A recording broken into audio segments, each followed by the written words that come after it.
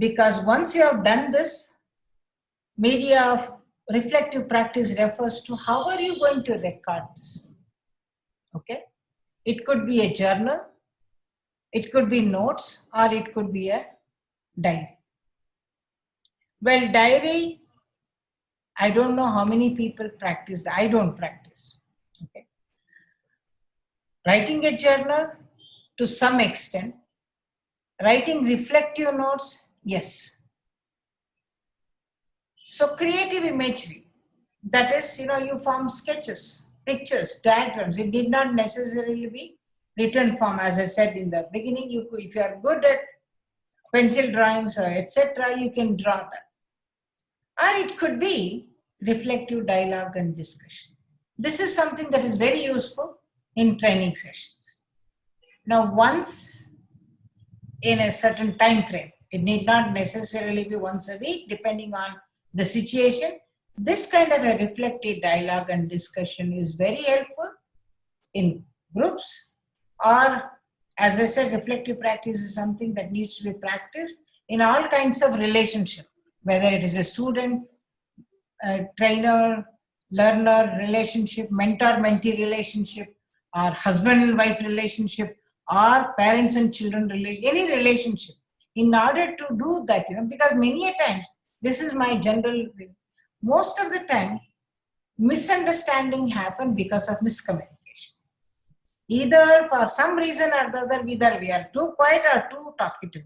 Sometimes, because of that, there is miscommunication. So reflective dialogue and discussion as a practice is very important in family settings as well as in professional settings. And I can tell you that it's very important across board. Okay. So it's important that the criteria here is making it as a structured practice. Then social media, blog, Twitter, online communities, etc. As I said, it should be used for purposeful discussions. I don't know how many of you have had this practice of reflective essays. When we were in school, at least during those days, I think it is there even today, there were this reflective essays we were asked to write about one critical incidents in our lives. Okay? So those kinds of things are useful. So one could use any of these media for reflective practice. So basically, you start a reflective log. This is the homework that I was talking about. Choose a specific situation you would like to reflect on. As I said earlier, it could be positive or it could be negative. Work through the following questions and write down the answers. Think about the event. Any event at work that you were to do some task that happened in the last year. As I said earlier, time frame is important. It should not be too soon or it should not be too late. Usually they say 6 months or at least a couple of months to 1 year. Maximum is 1 year. This method of reflective practice is used across, as I already mentioned, different domains. So take a break from whatever you are doing once a day, either during lunch break, and then think about what are the things that went right today, went wrong today, and jot it down.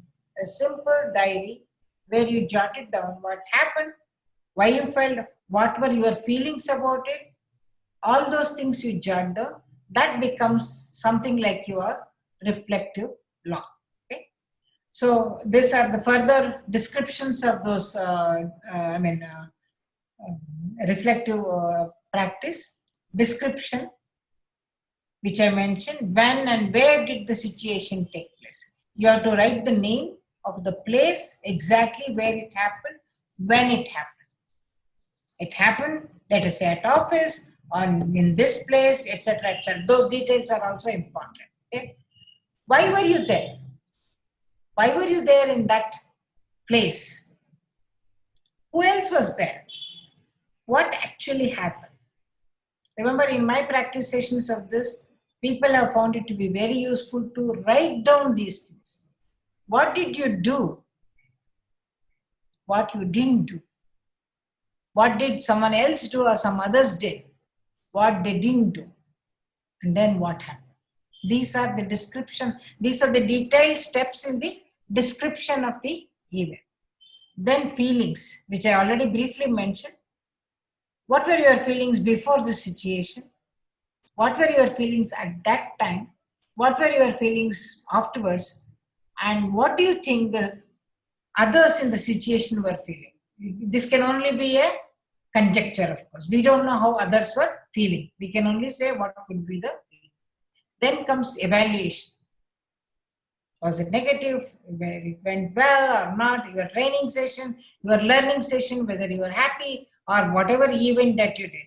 I mean, this as a practice, we, and I say we, I mean my group of people, we always do. Whether we conduct a program, a conference or whatever, after the conference is over, after the event is over, we have a post-review meeting wherein we say each one of us has to tell 3 positive and 3 negative things about that and write it down.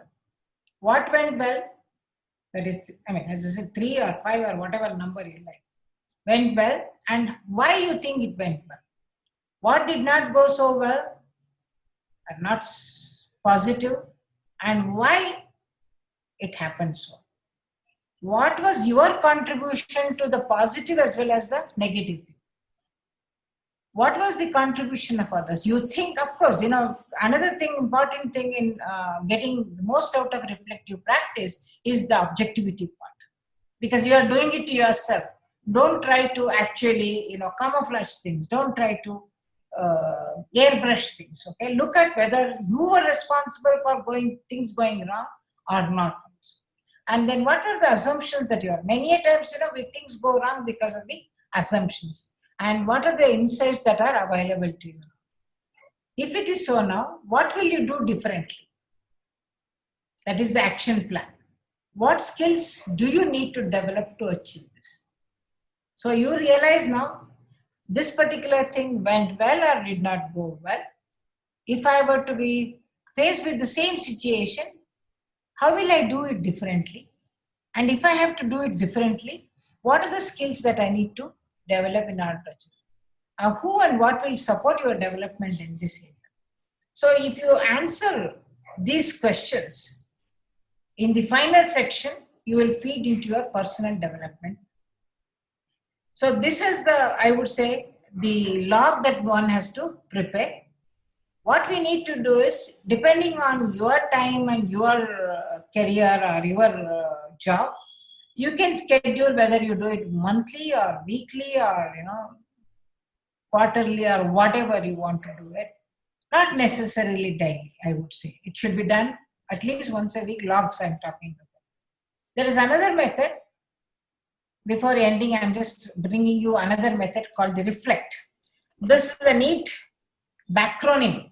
And a backronym is a term, kind of an acronym devised from reverse fit. Usually many times, we reverse fit it, right? So reflect, based on the word reflect. So this is developed by Lawrence White, reflect model of reflective practice. This is another list, okay? Remember, experience, focus, learn, evaluate, consider, trial. All of these are again another method of practicing the reflective practice. So this is about the 2 models that I have mentioned. But then, as I said, there are many other models that are available. I'm only mentioning, my focus was only on the Kolb's learning model as well as the Gibbs reflective practice model, primarily because of my own use of these models. I have not used this model. I'm just only bringing to your notice about what is available.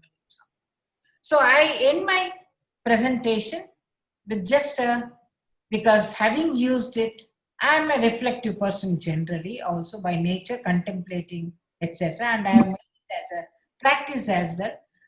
My suggestion would be a reflective practitioner.